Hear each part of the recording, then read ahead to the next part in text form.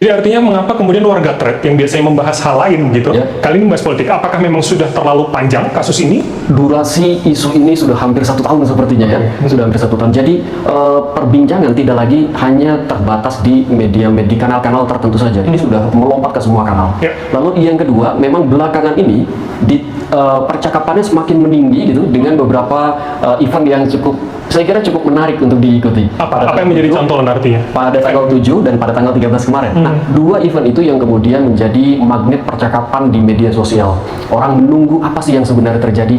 Orang kemudian mengantisipasi jangan-jangan sebenarnya seperti ini yang terjadi. Mengapa YouTube juga menjadi ruang diskusi pula? Artinya gini, ketika kita bicara thread, Instagram, Twitter, itu kan semua kanal ketika orang menyuarakan. Betul. YouTube itu tempat menyuarakan atau orang menambah informasi sekarang? Dua-duanya sih Bram ya. Oke. Menambah informasi itu betul. YouTuber kemudian memberikan semacam komentar terhadap apa yang terjadi selama 1 tahun ini. Oke. Mereka ada banyak sekali yang memberikan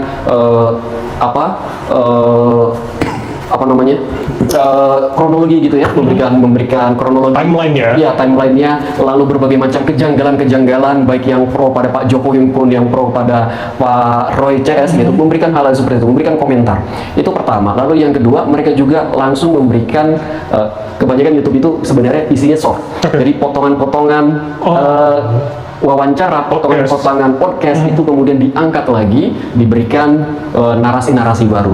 Nah, potongan-potongan itu cuma pendek-pendek saja, Ya, ya. cuma beberapa detik saja gitu ya. Itu yang lebih banyak dikonsumsi oleh media sosial. Oke, dari sebanyak ini media sosial, sebetulnya apa narasi dominan yang sebetulnya bisa kita baca? Narasi dominannya Dari netizen, apa yang kemudian menjadi perhatian, Ada respon beberapa. mereka itu apa yang paling besar? ada beberapa sih ya. Yang paling kentara sebenarnya akan berjalan kemana, akan sampai di mana kasus ini, Oke. akankah sampai ke pengadilan atau tidak. Lalu yang berikutnya juga adalah apakah Pak Jokowi akan menunjukkan ijazahnya baik di pengadilan atau tidak di pengadilan kayak gitu. Itu pertanyaan-pertanyaan yang paling banyak dibahas oleh publik tuh. Akan sampai kemana sih? Karena sudah hampir 1 tahun gitu. Orang mulai jenuh juga saya kira. Itu sebetulnya pembacaan seperti fan teori, mencoba melogikakan itu muncul, logika-logika itu. Itu sudah muncul dari awal. Oke. Berbagai macam kejanggalan, berbagai macam kebersetujuan publik terhadap narasi, terhadap argumentasi yang disampaikan oleh Pak Roy Suryo maupun kubu Pak Jokowi, itu banyak yang dibahas kok. Oke. Argumentasinya apakah koheren? Apakah argumentasinya masuk akal kayak gitu? Jipeknya itu nggak pasti akan baik. Kita terjemahannya apa? Gak usah bilang satu ya. Gak ngerti. Berarti kalau Mas Roy masih Oh iya, kenapa orang ini yang ngomong ini ya? Hati-hati ya lu. Oke, jipak terjemahannya aja nggak Oke, ngerti. Mas Roy, pertanyaan Jipak saya- ini join photographic expert group, tak beritahu ya? Tak beritahu. Yang bilang Tak beritahu. ya. Jadi Apa yang dilakukan ini itu Ya, ada fotokopi, bukan dari asli yang Ah, itu bisa Nggak ngecek. bisa. Nggak bisa itu. Oke, ini Itu analog, Ini bukan digital forensik. Baik, kita kalau mau periksa, jadi sekarang mau pakai analog, mau pakai ini enggak, soalnya Bukan digital, analog, Bos. loh. Ini orang Baik, berarti kata Mas Roy masih kuat ya, masih pakai ini ya. Kata Jokowi 99,9% palsu. Welcome to your channel QNC, berdiri kokoh di tengah. Dalam dokumen yang masuk dalam barang bukti yang disita adalah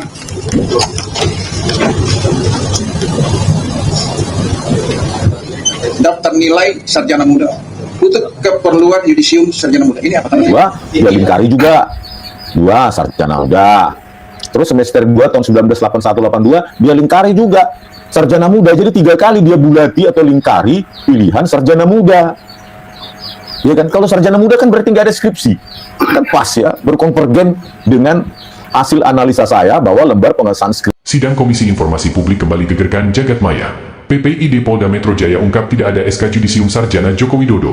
Dokumen pendukung yang disita justru bukti Judisium Sarjana Muda, bukan S1. Menariknya, hasil penelitian dari analis drone empirik menunjukkan bahwa akhir-akhir ini, lebih dari 80% publik di dunia maya lebih percaya pada penelitian Roy Suryo dan kawan-kawan dibandingkan pembelaan dari para loyalis Jokowi.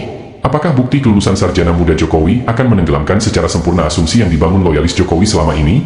Mari kita ulas, dan jika kalian suka, luangkan waktu tekan tombol like dan subscribe bagi yang belum subscribe di bawah video ini, agar channel ini dapat tetap bertahan. Coba klarifikasi satu-satu ya Pak ya. Ini kan karena permintaannya ke Polda Metro ya. Jadi ini terbuka atau tertutup.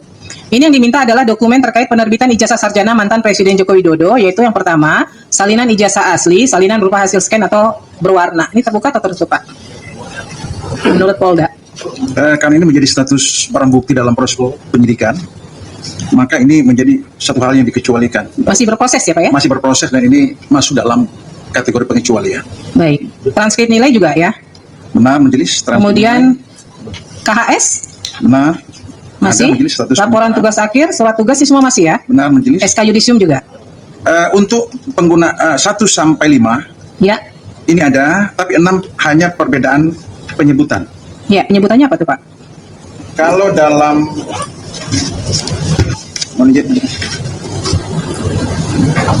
dalam permohonan disebut SK Yudisium, sementara dalam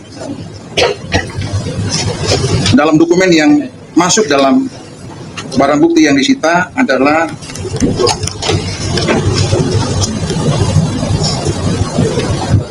daftar nilai sarjana muda untuk keperluan yudisium sarjana muda. Ini apa namanya?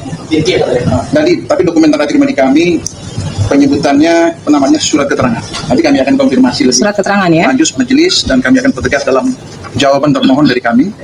Intinya secara umum ada yang dimaksud tapi penggunaan istilah. Saat ini dia dalam penguasanya Polda Metro Jaya ya? Dan putusan Polda Metro Jaya dalam status penyidikan, Oke. resmi disita mendapatkan penetapan penyitaan dari Pengadilan Negeri setempat. Oke, baik. Nah, kemudian Sidang Komisi Informasi Pusat menghadirkan Polda Metro Jaya untuk memberikan klarifikasi dan informasi keberadaan dokumen Joko Widodo. Sebagaimana diketahui, Dr. Bonatua Silalahi dan kawan-kawan mengajukan sengketa setelah mereka gagal mendapatkan beberapa dokumen publik yang seharusnya ada di lembaga institusi negara seperti Pusat Arsip Nasional atau ANRI, KPU dan Universitas Gadjah Mada atau UGM. Pihak KPU dan UGM berdalih bahwa beberapa dokumen yang diminta Bonatua Silalahi saat ini tidak ada dalam penguasaan mereka karena sedang disita oleh Polda Metro Jaya sebagai barang bukti. Menariknya, saat dikonfirmasi, salah satu dokumen yang ditanyakan yaitu SK Yudisium yang akan menjadi salah satu bukti bahwa Jokowi benar-benar diwisuda, ternyata tidak ada. Ketika pejabat pengelola informasi dan dokumen atau PPID Metro Jaya ditanya, mereka menjawab, ada, tapi disebut dengan nomenklatur yang berbeda. Dan ketika hakim mendesak untuk menyebutnya, PPID Polda lalu membacakan nama dokumen yang disodorkan seseorang di sebelah kirinya. Dan dengan spontan menjawab dengan mengatakan, Daftar nilai sarjana muda untuk keperluan yudisium sarjana muda. ini adalah jawaban yang disampaikan berdasarkan catatan tertulis, bukan pernyataan lisan semata. Perhatikan baik-baik, PPID Polda ini membaca dokumen yang disodorkan orang yang berada di sebelah kirinya. Namun setelah membacakan daftar dokumen yang tertulis, petugas PPID ini nampak terkejut sendiri dengan apa yang dia baca, dan berusaha melakukan ralat atau pembenaran lisan. Ini apa namanya? Tapi dokumen tanda terima di kami penyebutannya namanya surat keterangan. Nanti kami akan konfirmasi lebih surat keterangan ya? lanjut majelis dan kami akan pertegas dalam jawaban termohon dari kami. Intinya secara umum ada yang dimaksud tapi penggunaan istilah. Saat ini dia dalam penguasanya Polda Metro Jaya ya? Dan putusan Polda Metro Jaya dalam status penyidikan, Oke. resmi disita mendapatkan penetapan penyitaan dari Pengadilan Negeri setempat. Oke, baik. Nah, kemudian Segel. Daftar nilai sarjana muda untuk keperluan yudisium sarjana muda yang oleh Polda Metro Jaya diubah nomenklaturnya menjadi hanya surat keterangan saja. Jauh sebelum sidang ini digelar, pada bulan Mei 2025, pasca konferensi pers Bareskrim Polri pada tanggal 22 Mei 2025, Rismon Sianipar sudah memprediksi bahwa Joko Widodo hanya lulus sarjana muda, dan analisa Rismon Sianipar ini ditayangkan di channel miliknya yang kemudian diupload juga di channel milik Refli Harun pada tanggal 30 Mei 2025. Adalah 88 SKS. Sementara jumlah kredit pilihan yaitu 34 SKS. Di situ ditabulasikan.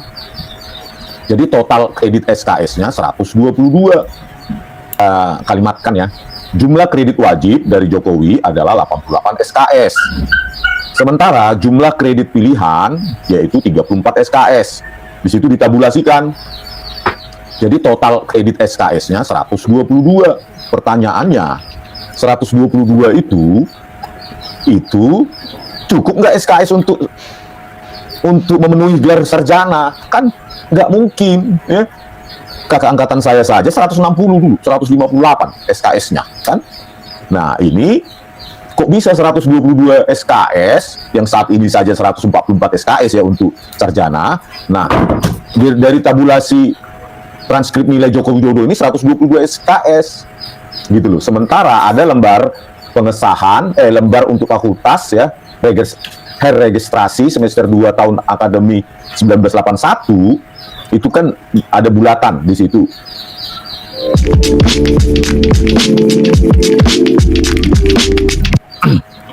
Dan itu yang melakukan adalah si mahasiswa sendiri kan gitu, bukan petugas kan, dia yang mengisi nomor induk mahasiswa Joko Widodo 80 34416 garis miring KT garis miring 1681 ya kan, dia yang menulis sendiri tulisannya. Nah di situ diberikan perintah atau instruksi, berilah tanda lingkaran pada angka atau nomor yang sesuai dengan jawaban saudara. Nah di situ Joko Widodo, kalau kita yang diklaim asli oleh Dirtipidum itu yang ditampilkan di proyektor itu dilingkari sarjana muda Joko Widodo gitu loh, ya kan, dilingkari di situ nomor 2, nomor 1-nya program diploma, nomor 2-nya itu sarjana muda, nomor 3 sarjana, nomor 4 profesi kan gitu. Joko Widodo melingkari sarjana muda jurusan pertama kali, ya kan, nomor 2 dia pilih sarjana muda. Terus terakhir semester 1, semester 2 tahun akademi 1981-1982 dia lingkari juga 2 sarjana muda. Terus semester 2 tahun 1981-82 dia lingkari juga sarjana muda. Jadi 3 kali dia bulati atau lingkari pilihan sarjana muda. Ya kan, kalau sarjana muda kan berarti nggak ada skripsi.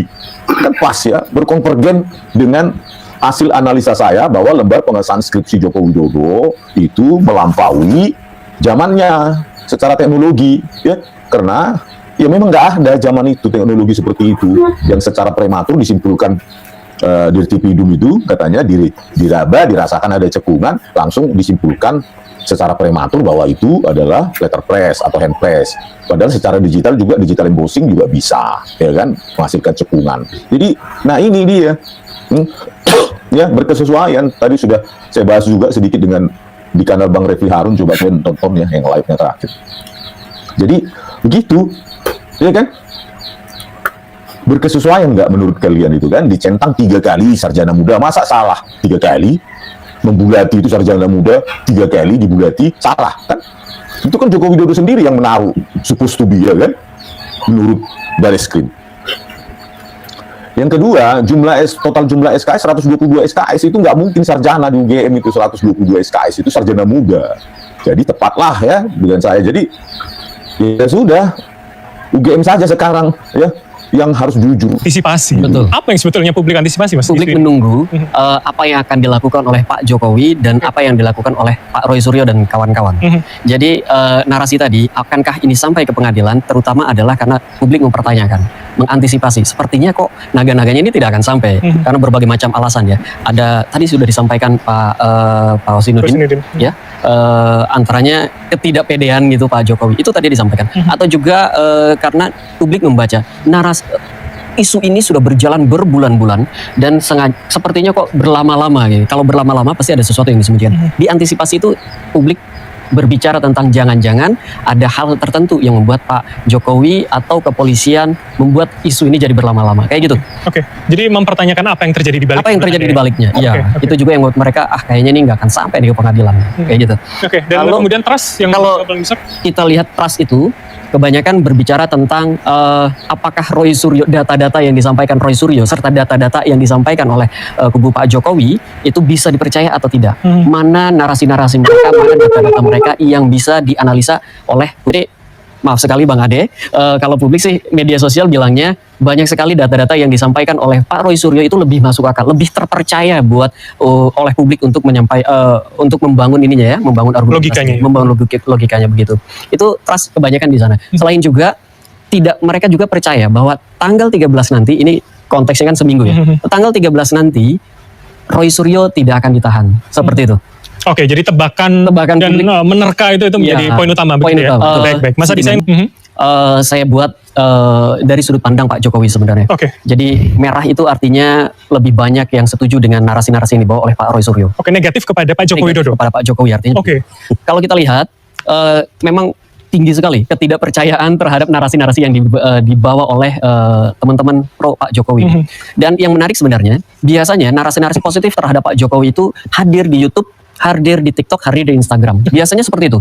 Besar sekali mereka di sana. Tetapi kalau kita lihat yang sekarang, yang paling 3 kanal utama yang pendukung Pak Jokowi ini, hampir semuanya di atas 80% negatif. Apa yang menyebabkan ini sebetulnya? Jadi kalau saya sih melihat percakapan yang didorong oleh Pak Roy Suryo yang sudah lama ini memang kemudian dimakan oleh publik. Kayaknya memang benar nih Rasa-rasanya benar nih. Kayaknya Dia bilang begitu ya? Begitu. Bahkan kalau saya amati beberapa orang yang awal-awalnya menolak sekarang setidaknya menjadi ragu. Jangan-jangan nih. Walaupun belum membenarkan. Ya? Okay. Itu yang terjadi di media sosial. Jadi untuk Bang Ade, narasi-narasi terkait Pak Jokowi itu, narasi-narasi yang dibawa oleh Bang Ade dan tim, sebenarnya sayang sekali belum banyak dimakan, belum banyak diterima oleh publik di media sosial. Begitu Bang Ade. Oke, jadi ini karena data yang berbicara. Data yang berbicara. Ya? Ini menurut analisis. Baik, tahan dulu Mas Ade. Di YouTube, kita mengenal setidaknya ada kelompok besar yaitu YouTuber Nusantara dan YouTuber Geng Solo yang terorganisir yang sengaja dibentuk untuk menciptakan narasi positif untuk keluarga Jokowi, khususnya membela ijazah Jokowi. Kita juga mengenal satu partai yang juga dikerahkan khusus turun tangan membela ijazah Jokowi. Belum lagi channel YouTuber lainnya, seperti Cokro, Kajian Online, dan banyak lagi, ada ratusan channel yang fokus membangun citra positif ijazah Jokowi. Ada ratusan relawan yang terorganisir, seperti Joman, Projo, Solmed, Barisan Merah Putih, Pradi Bersatu, dan lain-lain. Mereka diorganisir dengan rapi, punya struktur kepengurusan dan SK pengangkatan. Beberapa komisaris BUMN yang digaji dari uang rakyat seperti Valdo Maldini dan Ade Armando juga berkali-kali tampil membela Jokowi. Sayangnya, dari semua pembela Jokowi ini hanya tampil melakukan pembelaan dengan asumsi tanpa data. Dan di saat ketika di persidangan Komisi Informasi Pusat terbongkar fakta yang mendukung analisa Rismon Sianipar, bahwa Jokowi hanya lulus sarjana muda, mampukah relawan Jokowi membuktikan sebaliknya, misalnya menunjukkan SK Judisium Sarjana tahun 1985 yang salah satunya mencantumkan nama Joko Widodo sebagai peserta? Karena jika hanya dengan menunjukkan skripsi, lokasi KKN dan foto wisuda, semua sudah dibantah oleh kubu Roy Suryo dan kawan-kawan. Satu-satunya dokumen kunci yang dicari sekarang adalah SK Wisudawan, atau setidaknya, daftar nilai wisudawan Sarjana S1, sama seperti daftar nilai wisudawan Sarjana Muda. Jika dokumen itu juga tidak ada, jangan salahkan publik jika makin hari, kecurigaan itu makin besar. Bahkan ketika Roy Suryo DNA kawan-kawan harus dipenjara, publik hanya menganggapnya sebagai bentuk pembungkaman, agar sebuah misteri yang tersimpan rapi selama ini tetap dibungkus rapat. Apa kurangnya Pak Jokowi menghadapi kasus ini? Anda bisa bayangkan Pak Jokowi itu presiden 2 periode. Dengan tingkat kepuasan 80% di ujung kekuasaannya, di backup habis-habisan oleh relawan banyak sekali, ya kan? Anda bisa bayangkan. Lalu presidennya adalah hopengnya Pak Jokowi. Kan kata Pak Prabowo, dia hopeng sama Pak Jokowi kan? Gitu. Wakil presidennya anaknya beliau. Sehingga buat 2 partai politik pendukung dia, ada namanya Golkar, ada namanya PSI. Kekuatan kayak begitu, kok bisa nggak optimal menghadapi Roy Suryo dan kawan-kawan? Harus dibawa ke Polda gitu loh. tapi kan haknya kalau merasa Saya nggak bicara terganggu. hak, Aha. saya nggak bicara hak. Kali-kali kau bicara dong harga dirimu gitu loh. Gua ngadapin orang kayak gini dengan kekuatan yang kayak gini kok harus berakhir di Polda. Jadi yang benar menurut Anda gimana? Ini soal sejauh apa sih sebenarnya orang percaya nggak percaya gitu loh. Oke, legitimasi. Dan itu yang menurut saya nggak teryakinkan mungkin kepada publik itu yang saya sebut argumennya makin menipis. Tapi mungkin ada tanda kutip ya kekuasaan atau ambisi yang sedang terganggu, lalu bawalah ke polisi. Kalau udah ke polisi, Bung Andi, udah deh, nggak terlalu penting lagi gitu loh, udah di polisi. Bung Andi cari aja isu yang lain lagi, nggak usah lagi sah-sah.